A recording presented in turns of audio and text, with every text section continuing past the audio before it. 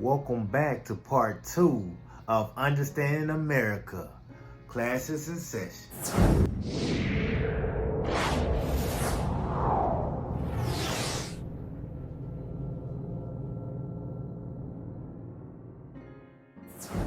So we did it. A small group of people, just the colonies, came together and we beat the king. We beat the redcoats and we won our independence. Now it was time to come together and create a form of government. The first form of government we created for the United States was called the Articles of Confederation. The Articles was nothing but a partnership between the states. See, the people did not want a strong government. They didn't want no king. They didn't want no ruling class ruling over them when they didn't have no rights, where their rights can be taken away. Their property can be taken away in an instant. They still wanted freedom. That's what this land was created on. Religious and economic freedom. And they were so wounded by the tyranny of the British king, so they didn't want nothing close to it. But the articles were so weak that the federal government couldn't do nothing necessary to operate.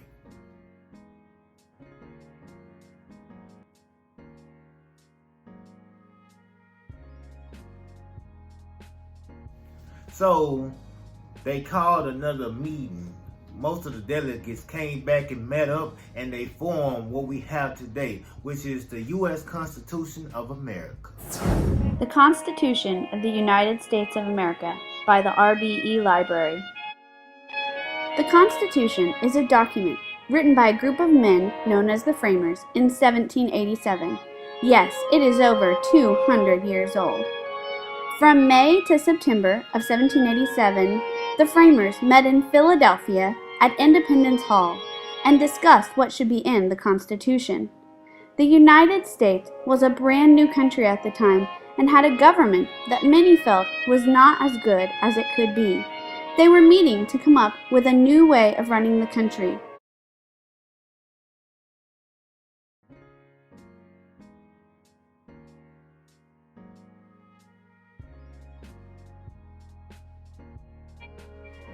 The men came from all over the country, which at the time was made up of only 13 states.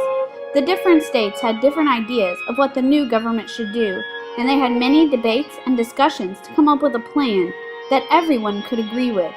It is said that the Constitution was born in compromise, because only by compromising could all the disagreements be resolved.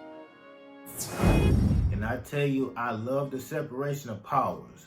They separated the power of the federal government into 3 branches. We have the legislative branch, which is the Congress. They make the law.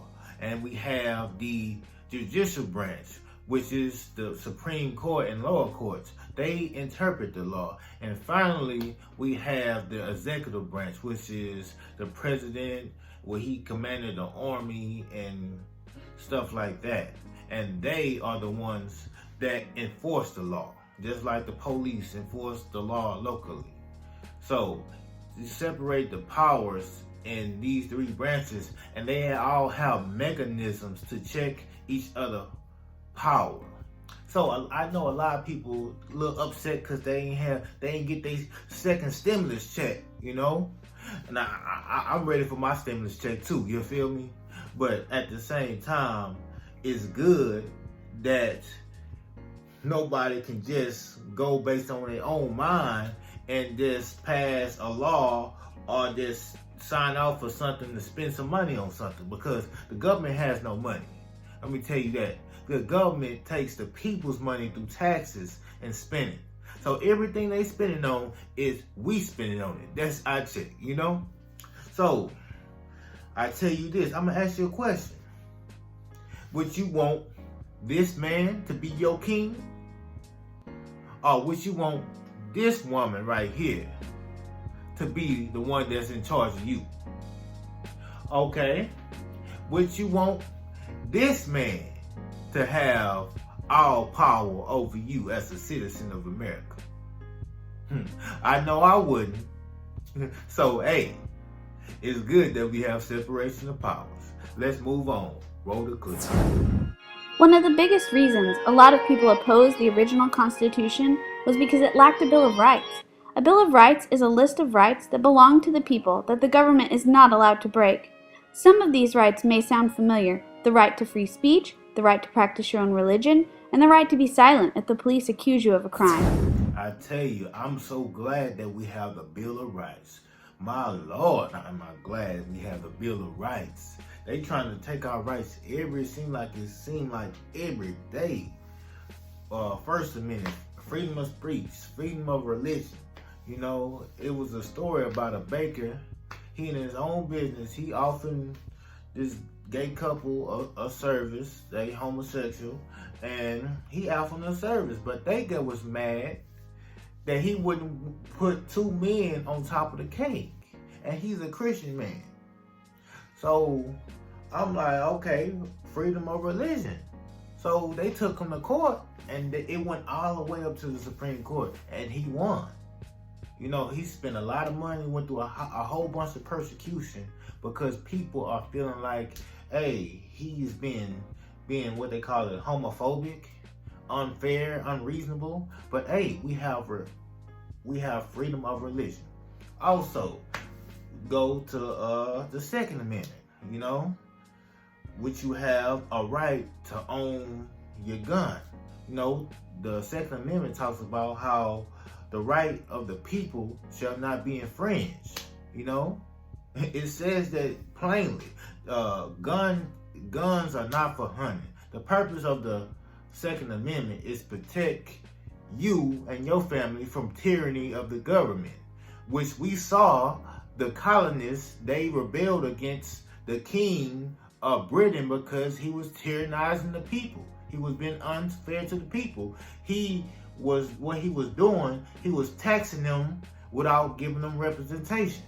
So that was all that. I just went back to say that to give context to why they put in the Second Amendment. So let me ask you a question.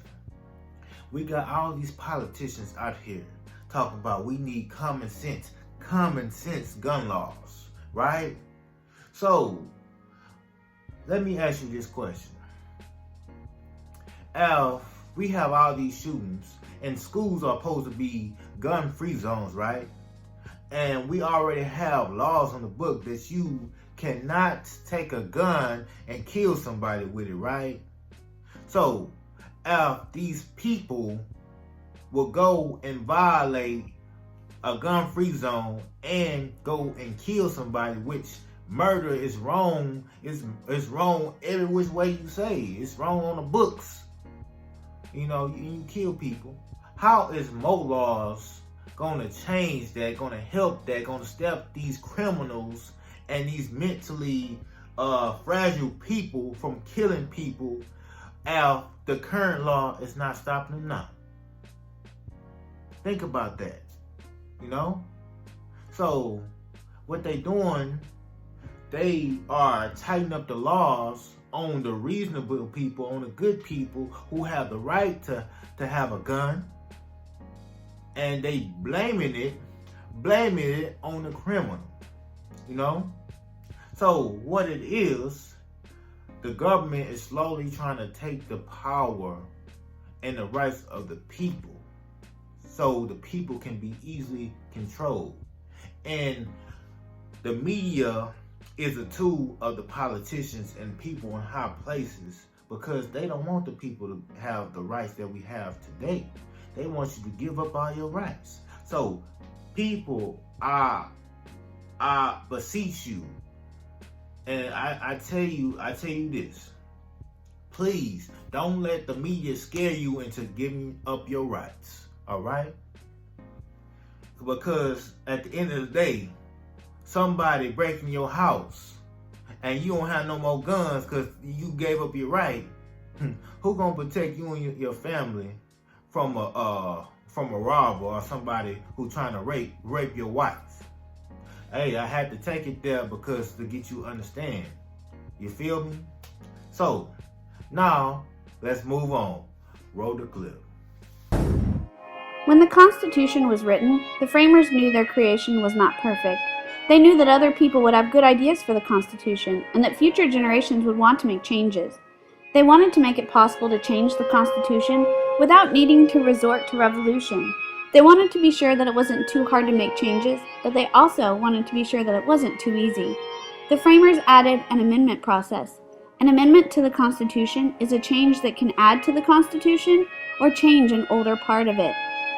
After the new government started to meet, Congress proposed the Bill of Rights, and in 1791, the changes were accepted by enough of the states that they were added to the Constitution, and these 10 changes are called the Bill of Rights. Man, I tell you, I like these founders. They was very intelligent men, property owners, and men that was able to come together and humble themselves. Said they didn't know everything, so they put in an amendment process where newer generations can amend the Constitution according to our needs in today's day, you know? And I tell you, if these current politicians could just humble themselves and communicate and come together and compromise, man, I tell you, today's country will be so much better right now. Instead of this feeling so elitist, like they just so better than everybody, better than the little people, better than the flyover states, as they say. But come together and not be so bound based on partisan politics, based on special interests, you know? But I tell you, that would be awesome. But these founders did a great job with coming together and putting together this Constitution. And now, as she said, we have the Bill of Rights added to it as well. The Constitution is the highest law in the United States. All other laws come from the Constitution in some way. The Constitution also provides the framework for the government of the United States. It created things like the presidency, the Congress, and the Supreme Court. Each state has its own constitution that is the highest law for the state, but even then, the United States Constitution is higher. So that's all I got for y'all today. And hey, please hit the like button because it really helps my channel. And hey, remember to unplug and prosper. Y'all have a blessed day.